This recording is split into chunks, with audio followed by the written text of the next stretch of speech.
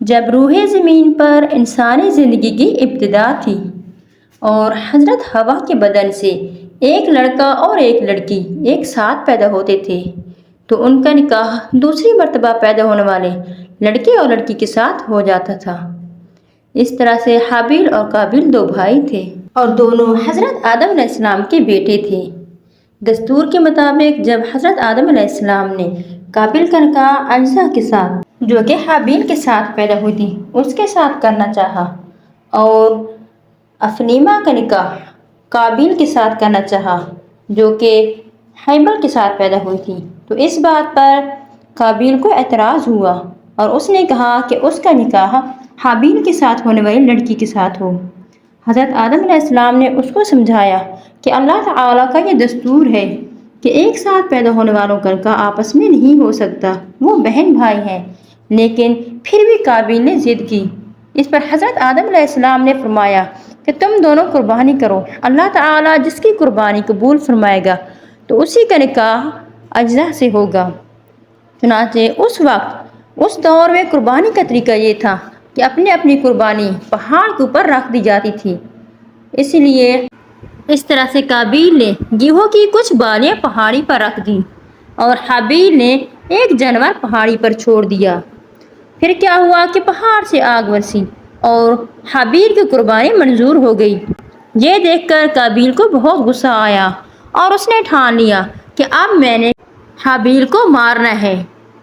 چنانچہ جب حضرت آدم علیہ السلام کعبہ میں گئے، خانہ کعبہ گئے تو قابیل کو موقع مل گیا، لیکن اب قابیل کو یہ سمجھ نہیں آ رہی تھی کہ وہ اپنے بھائی کو مارے تو کیسے مارے، کیونکہ اس وقت کوئی بھی انسان نہیں مرا تھا۔ حضرت آدم علیہ السلام کے 120 بیٹے تھے، ان میں سے کسی کو بھی موت نہیں آئی اور نہ ہی کبھی کسی نے کو قتل کیا تھا۔ جب شیطان نے دیکھا کہ قابیل اپنے بھائی حابیل کو مارنے کا ارادہ رکھتا ہے تو شیطان نے قابیل کے سامنے ایک جانور رکھا اور اس کا سر پتھر کے ساتھ پھاڑ دیا۔ چنانچہ قابیل نے جب یہ دیکھا تو اس نے بھی یہی سوچا کہ میں بھی اپنے بھائی کے سر پر پتھر مار کر اسے مار ڈالوں گا۔ چنانچہ حضرت آدم علیہ السلام کی غیر موجودگی میں قابیل نے اپنے بھائی حابیل کے سر پر پتھر مارا اور اسے مار ڈالا۔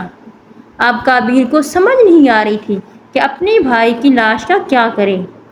چنانچہ اللہ تعالیٰ کو اپنے برگزیدہ بندے کی میت کے ساتھ بے حرمتی پسند نہ تھی، چنانچہ اللہ تعالیٰ نے 2 کبوں کو بھیجا جو قابیل کے سامنے آپس میں لڑے اور ایک کبے نے دوسرے کبے کو مار ڈالا۔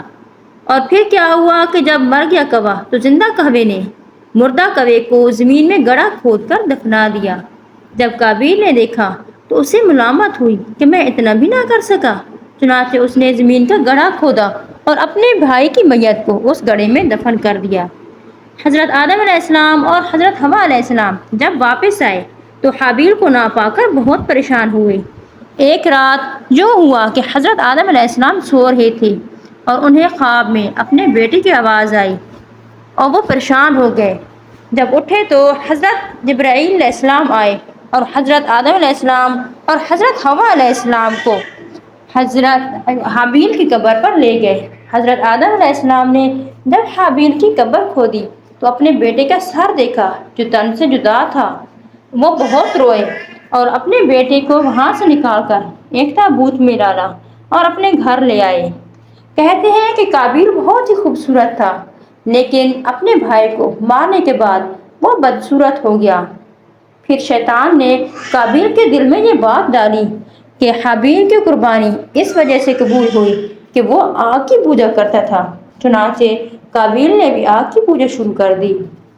اور اس طرح سے قابیل واحد وہ شخص ہے جس نے پہلے آگ کی پوجا شروع کی، اور اس بدبخت کا انجام کچھ یوں ہوا کہ اس کے بیٹے نے بھی اس کا سر پھاڑ کر اسے مار دیا اور یہ بدبخت کفر کی حالت میں مر گیا۔